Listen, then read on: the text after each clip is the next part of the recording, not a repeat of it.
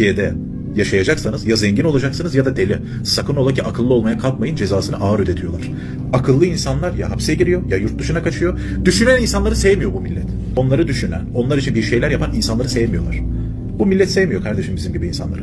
Benim bu videolarımı bile birçok insan gördüğü zaman moralleri bozuluyor, canları sıkılıyor. Şeyden canları sıkılıyor. He düşünüyor bu da tam bu da bir şeyler anlatıyor. Ulan filozoflar nasıl filozof oluyor? Adamların işi düşünmek. Adam düşünüyor diye tarihi bir karakter olmuş. Daha ne anlatayım?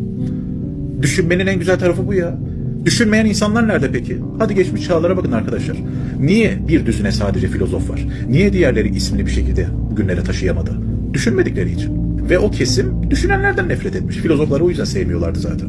Sen düşünmediğin için, gözü kapalı bir insanın peşinden gittiğin için, hiçbir şeyini düşünmediğin için, onu toz pembe gördüğün için, sorgulamadığın için bir şekilde eleştirmiyorsun. Bu eleştiriyi ben yaptım diye beni suçlayamazsın, bana dayanamazsın.